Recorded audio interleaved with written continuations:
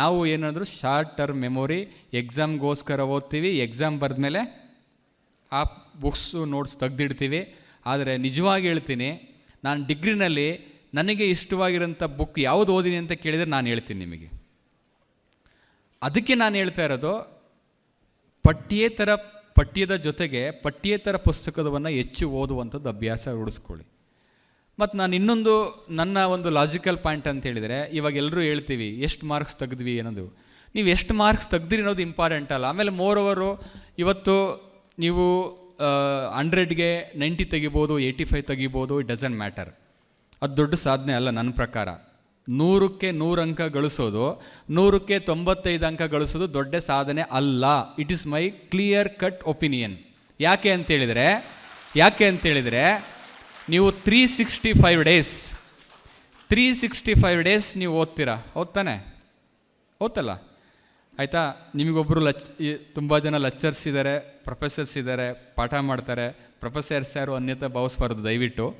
ನಾನು ಕೂಡ ಟೀಚರಾಗಿ ಬಂದಿರೋನು, ನಮ್ಮ ಚಂದ್ರ ಸರ್ ಅವರಿದ್ದಾರೆ, ದಯವಿಟ್ಟು ಅನ್ಯತೆ ಭಾವಿಸ್ಬಾರ್ದು. ಇಟ್ಸ್ ನಾಟ್ ಗ್ರೇಟ್ ಥಿಂಗ್ ಅಂತ ಹೇಳ್ತಾ ಇರೋದು ನಾನು. It's my personal opinion. ನಾನು ಅದನ್ನೇ ಕ್ಲಾರಿಟಿಗೆ ಕೊಟ್ಬಿಟ್ಟಿದ್ದೀನಿ, ಪರ್ಸನಲ್ ಒಪಿನಿಯನ್ ಅಂತೇಳಿ. ಒಂದು ಸಿಲೆಬಸ್ ಇರುತ್ತೆ, ಪ್ರೊಫೆಸರ್ ಪಾಠ ಮಾಡ್ತಾರೆ, ನೋಟ್ಸ್ ಕೊಡ್ತಾರೆ, ಕ್ವಶನ್ ಪೇಪರ್ ಪ್ಯಾಟ್ರನ್ ಇರುತ್ತೆ, 365 ಡೇಸ್ ಓದ್ತೀರಾ. ಆದರೆ ಎಕ್ಸಾಮ್ ಬರೆಯೋದು 3 hours. ನೀವು ಬರೆದಿರೋಂಥ ಎಕ್ಸಾಮ್ ಪೇಪರ್ನ ವ್ಯಾಲ್ಯೂಯೇಷನ್ ಮಾಡೋದು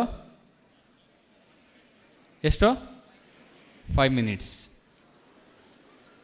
ಸೊ ಹಾಗಾಗಿ ನೀವು 365 ದಿನ ಓದಿರೋದ್ರಲ್ಲಿ 190 ಅಂಕ ಗಳಿಸೋದು ಏನು ದೊಡ್ಡದಿದೆ ಹೇಳಿ? ಏನು ದೊಡ್ಡದಿಲ್ಲ ಆ್ಯಕ್ಚುಲಿ. ತೆಗಿಲೇಬೇಕು ನೀವು.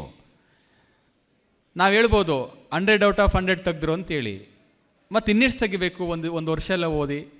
ಆದರೆ ನನ್ನ ಪ್ರಕಾರ ನಾನು ಕೊಟ್ಟಿರ್ತೀನಿ ಅಂತ ಹೇಳಿದರೆ, ನೀವು ತೆಗೀರಿ, 195 ಅಂಕನೂ ತೆಗೀರಿ, 100 ತೆಗೀರಿ, ದಟ್ ಈಸ್ ಯುವರ್ ಡ್ಯೂಟಿ, ತೆಗೀರಿ. ಆದರೆ ರಿಯಲ್ ಲೈಫಲ್ಲಿ ಒಳ್ಳೆಯ ಅಂಕ ಗಳಿಸ್ಕೊಳ್ಳೋದಿಲ್ಲ, ಅದು ಮುಖ್ಯ. ರಿಯಲ್ ಲೈಫ್ ಅಂದರೆ ಯಾವುದು? ನಿಮ್ಮ ಗುರುಗಳ ದೃಷ್ಟಿಯಿಂದ, ನಿಮ್ಮ ಪ್ರೊಫೆಸರ್ಸ್ ದೃಷ್ಟಿಯಿಂದ ನೀವು ಒಬ್ಬ ಒಳ್ಳೆಯ ವಿದ್ಯಾರ್ಥಿ ಅಂತ ಅನಿಸ್ಕೊಳ್ಳಿ. That is enough for you. ನಿಮ್ಗೆ 5 ಮಾರ್ಕ್ಸ್ ಕಡಿಮೆ ಆದರೂ ಪರವಾಗಿಲ್ಲ. ನಿಮಗೆ ನಿಮ್ಮ ತಂದೆ ತಾಯಿಗಳು ನನ್ನ ಮಗ ಒಳ್ಳೆಯವನು, ನನ್ನ ಮಗಳು ಒಳ್ಳೆಯವಳು, ನಿಮ್ಮ ಪ್ರೊಫೆಸರ್ ಲೈಕ್ ಮಾಡಲಿ, ಎಂಥ ಸ್ಟೂಡೆಂಟಪ್ಪ ಅಂತ ಅವ್ರಿಗೆ ಇಷ್ಟಪಡಲಿ, ಹೇಳ್ಕೊಂಡೆಲ್ಲ ತಿರುಗಾಡಲಿ. ನಿಮ್ಗೆ 10 ಮಾರ್ಕ್ಸ್ ಕಡಿಮೆ ಆದರೂ ಪರವಾಗಿಲ್ಲ, don't bother about it. But in real life you have to square good marks, secure good marks rather than securing the good marks in academics. So ಅದನ್ನು ನೀವು ರೂಢಿಸ್ಕೊಳ್ಬೇಕು. ಹಾಗಾಗಿ ನೀವು ರಿಯಲ್ ಲೈಫಲ್ಲಿ ಒಳ್ಳೆಯ ಅಂಕ ತಗೊಳ್ಬೇಕಂದ್ರೆ ನಿಜ ಜೀವನದಲ್ಲಿ ನಿಮ್ಗೆ ಯಾವುದೇ ಸಿಲೆಬಸ್ ಇಲ್ಲ. ರಿಯಲ್ ಲೈಫಲ್ಲಿ you don't have any syllabus. ನೀವು ಪಠ್ಯದಲ್ಲಿ ನೀವು ಬರೆದಿರೋ ಅಂಥ ಆನ್ಸರ್ ಶೀಟನ್ನು ವ್ಯಾಲ್ಯೂಯೇಷನ್ ಮಾಡೋರು ಒಬ್ಬರೇ. ಬಟ್ ಇನ್ ರಿಯಲ್ ಲೈಫಲ್ಲಿ there are so many valuators. ಹೌದಾನೆ? There are so many valuators. They are all observing you, your attitude, your behavior, your character, your personality. They are judging, they are assessing. Then, which is more important? So, securing good marks in the perception of people is more important than securing the good marks in academics. ನೀವು ಒಳ್ಳೆ marks ತೊಗೋಬೇಕಂತ ಹೇಳಿದರೆ ನೀವೇನು ಮಾಡಬೇಕಂದ್ರೆ ಒಳ್ಳೆಯ ಪುಸ್ತಕಗಳನ್ನು ಓದಬೇಕು. ಅಲ್ಲಿಗೆ ನಾನು ಬರ್ತಾ ಇರೋದು ಈಗ ಪುಸ್ತಕದ ಪ್ರೀತಿ ಅಂತ ಕರೆದೆ ನಾನು. ಸೊ ಹಾಗಾಗಿ ಇವತ್ತು ನಿಮಗೆ ಯಾರಾದರೂ ಕೂಡ ನೀವು ಎಷ್ಟು ಜನ ಮಾಡ್ತಿರೋ ಗೊತ್ತಿಲ್ಲ, ನನ್ನ ಲೈಫಲ್ಲಿ ನಾನು ಮಾಡ್ತಿರೋದು, ನನ್ನ ಲೈಫ್ನಲ್ಲಿ ನಾನು ಯಾವ್ಯಾವ ಪುಸ್ತಕಗಳನ್ನು ಓದಿದೆ ಅಂತೇಳಿ ನಾನು ಡೈರಿನಲ್ಲಿ ನೋಟ್ ಮಾಡಿಡ್ತೀನಿ. ಅದು ನನಗೆ ಹೆಮ್ಮೆ, ಕೌಂಟ್ ಮಾಡ್ತಾ ಇರೋದು. ಸೊ ಈಗ ನೀವು ಇವಾಗೆಲ್ಲ ಏನು ಫೇಸ್ಬುಕ್ ಅಕೌಂಟ್ ಇದೆ, ಟ್ವಿಟ್ಟರ್ ಇದೆ, ನಿಮಗೆ ಎಷ್ಟು ಜನ ಫಾಲೋವರ್ಸ್ ಇರೋದು ಮುಖ್ಯ ಅಲ್ಲ. Don't count how many followers, ಆದರೆ ಎಷ್ಟು ಪುಸ್ತಕಗಳನ್ನು ಓದಿದ್ದೀರಿ ಅನ್ನೋದನ್ನು ಕೌಂಟ್ ಮಾಡ್ಕೊಳ್ಳಿ ದಯವಿಟ್ಟು. ನಾನು ಇದು ನಗ್ಲಿಕ್ಕೆ ಹೇಳ್ತಾ ಇಲ್ಲ. ನಿಮ್ಮ ಫೇಸ್ಬುಕ್ ಅಕೌಂಟಲ್ಲಿ, ನಿಮ್ಮ ಟ್ವಿಟರ್ ಅಕೌಂಟಲ್ಲಿ ನಮಗೆ ಎಷ್ಟು ಜನ ಫಾಲೋವರ್ಸ್ ಇದ್ದಾರೆ ಅನ್ನೋದು ಮುಖ್ಯ ಅಲ್ಲ. How many friends, how many followers are there ಅನ್ನೋದು important. How many books we read in our life.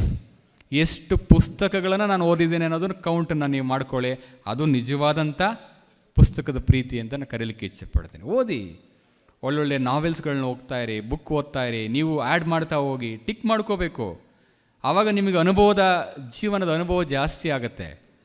So ಆ ದೃಷ್ಟಿಯಿಂದ ಹೆಚ್ಚು ಪುಸ್ತಕವನ್ನು ತಾವು ಓದಬೇಕು ಅನ್ನೋದು ನನ್ನ ವೈಯಕ್ತಿಕವಾದಂಥ ಸವಿತಾ ಅವರು ಮಾತನಾಡ್ಬೇಕಾದ್ರೆ ಹೇಳ್ತಾಯಿದ್ರು, ನಾನು ಮಂಡ್ಯದಲ್ಲಿ CEO ಜಿಲ್ಲಾ ಪಂಚಾಯತ್ ಆಗಿರಬೇಕಾದ್ರೆ ಪುಸ್ತಕ ಗೂಡು ಅನ್ನುವಂಥದ್ದು ಒಂದು ಪರಿಕಲ್ಪನೆಯನ್ನು ನಾನು ಜಾರಿ ಮಾಡಿದ್ದೆ, ಬುಕ್ ನೆಸ್ಟ್ ಅಂತ ಹೇಳಿ. ಬುಕ್ ನೆಸ್ಟ್ ಅಂತ ಹೇಳಬೇಕಾದ್ರೆ ನಾನು ಫಸ್ಟು 17 ಗ್ರಾಮ ಪಂಚಾಯತಿಗಳಲ್ಲಿ ಸ್ಟಾರ್ಟ್ ಮಾಡಿದೆ. ಎಲ್ಲಿ ಪಬ್ಲಿಕ್ ಬಸ್ ಶೆಲ್ಟರ್ ಇದೆ, ಸಾರ್ವಜನಿಕ ಬಸ್ಸು ನಿಲ್ದಾಣ ಇದೆ, ಅಲ್ಲಿ ಒಂದು ಸ್ಮಾಲ್ ಕೈಂಡ್ ಆಫ್ ಬುಕ್ ನೆಸ್ಟನ್ನು ಓಪನ್ ಮಾಡಿ ಅಲ್ಲಿ ಎಲ್ಲ ರೀತಿಯ ಪುಸ್ತಕಗಳನ್ನು ಇಟ್ಟು, ಯಾರು ಬಸ್ಸಿಗೋಸ್ಕರ ಕಾಯಲಿಕ್ಕೆ ಕಾಲೇಜ್ ವಿದ್ಯಾರ್ಥಿಗಳು ಬರ್ತಾರೆ, ಸಾರ್ವಜನಿಕರು ಬರ್ತಾರೆ, ಪಬ್ಲಿಕ್ ಬರ್ತಾರೆ, ಅವರು ಮೊಬೈಲ್ನಲ್ಲಿ ಇಟ್ಕೊಂಡು ವಾಟ್ಸಪ್ಪಲ್ಲಿ ಚಾಟ್ ಮಾಡೋದು ಬಿಟ್ಟು ಅಟ್ಲೀಸ್ಟ್ 2 ನಿಮಿಷ 5 ನಿಮಿಷ 10 ನಿಮಿಷ ಬಸ್ ಬರೋದು ಲೇಟ್ ಆದರೆ ತೊಗೊಂಡು ಪುಸ್ತಕ ಓದಲಿ, ಮ್ಯಾಗ್ಝಿನ್ಸ್ ಓದಲಿ, ಪೇಪರ್ ಓದಲಿ ಅಂತೇಳಿ ಇಟ್ಟು 24x7 ನಾವು ಒಂದು ಪುಸ್ತಕ ಗೂಡು ಮಾಡಿದ್ವಿ. ಪ್ರಾರಂಭದಲ್ಲಿ 17 ನಾನು ಮಾಡಬೇಕಾದ್ರೆ ಎಲ್ಲರೂ ಕೂಡ, ನೀವು ಯು ಬಿಲೀವ್ ಆರ್ ನಾಟ್, ಎಲ್ಲರೂ ಕೂಡ ನಕ್ಕರು ಆ್ಯಕ್ಚುಲಿ. ಕರೆದು ಒಂದು ಮೀಟಿಂಗ್ನಲ್ಲಿ ಕೇಳಬೇಕಾದ್ರೆ ಒಂದು ಇಬ್ಬರು ಎದ್ದು ನಿಂತ್ಕೊಂಡು ಕೇಳಿದರು, ಅಲ್ಲ ಸರ್ ನೀವು ಪುಸ್ತಕ ಗೂಡು ಮಾಡ್ತಾ ಇದ್ದೀರಾ, ಅದಕ್ಕೆ ಬೀಗ ಆಗ್ತಾ ಇಲ್ಲ, ಸೊ ಓಪನ್ ಇಡ್ತಾ ಇದ್ದೀರಾ, ಯಾರಾದರೂ ಕತ್ಕೊಂಡು ಹೋದರೆ ಏನು ಮಾಡಬೇಕು ಅಂತೇಳಿದೆ. So my answer was different. ನಾನೇನು ಹೇಳಿದೆ ಅಂದರೆ, ಸೊ ಇಫ್ ಈ ಸ್ಟೀಲಿಂಗ್ ದ ಬುಕ್ ಅಂತ ಹೇಳಿದ್ರೆ I will encourage him to steal the book ಅಂತೇಳಿ. ಅವ್ನಿಗೆ ಬುಕ್ಕನ್ನು ಕದಲಿಕ್ಕೆ ನಾನು ಎಂಕರೇಜ್ ಮಾಡ್ತೀನಿ ಅಂದರೆ is a real book lover ಅಂತ ಹೇಳಿ. ಅವ್ನು ಪುಸ್ತಕ ಕದ್ಕೊಂಡು ಹೋಗಿ ಮನೇಲಿ ಓದ್ತಾವನೆ ಅಂತ ಹೇಳಿದ್ರೆ is a real book lover, ಅವ್ನು ನಿಜವಾದಂಥ ಓದುಗ ಅಂತ, ನಿಜವಾದಂಥ I will encourage, I am the first person to encourage him. ಪುಸ್ತಕವನ್ನು ಕದಿಯುವಂಥ ಕಳ್ಳನಾಗು ಅಂತೇಳಿ ನಾನು ಎಂಕರೇಜ್ ಮಾಡ್ತೀನಿ ಅಂತೇಳಿ ನಾನು ಅವಾಗ ಹೇಳಿದೆ. 17 ಗ್ರಾಮ ಪಂಚಾಯತಿಗಳು ಪ್ರಾರಂಭ ಮಾಡಿದ್ವಿ. 267 ಬಸ್ ಸ್ಟಾಪ್ಗಳಲ್ಲಿ ನಾವು ಅದನ್ನು ಮಾಡಿದ್ವಿ. 267 ಬಸ್ ಸ್ಟಾಪ್ಗಳಲ್ಲಿ ಮಾಡಿದ್ವಿ, ಕೆಲವು ಪಾರ್ಕ್ಗಳಲ್ಲಿ ಮಾಡಿದ್ವಿ. ಎಷ್ಟು ಒಂದು ಪಾಸಿಟಿವ್ ರೆಸ್ಪಾನ್ಸ್ ಜನರಿಂದ ಬಂತು ಅಂತ ಹೇಳಿದ್ರೆ, ಕೊನೆಗೆ ಎಲ್ಲರೂ ಕೂಡ ಮನೆಗಳಲ್ಲಿ ಹಳೆಯ ಪುಸ್ತಕಗಳನ್ನು ತಂದು ನಾವು ಕೊಡ್ತೀವಿ ಅಂತೇಳಿ ಮುಂದೆ ಬಂದರು.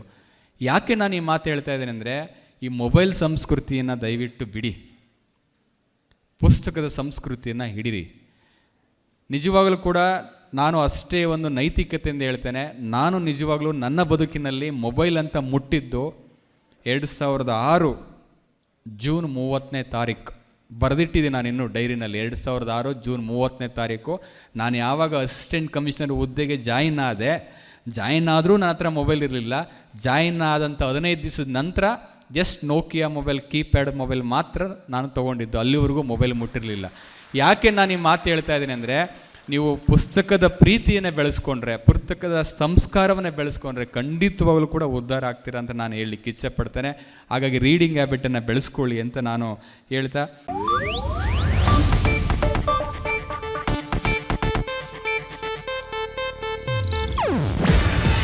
ಇದು ಏಷ್ಯಾನೆಟ್ ನ್ಯೂಸ್ ನೆಟ್ವರ್ಕ್ ಪ್ರಸ್ತುತಿ.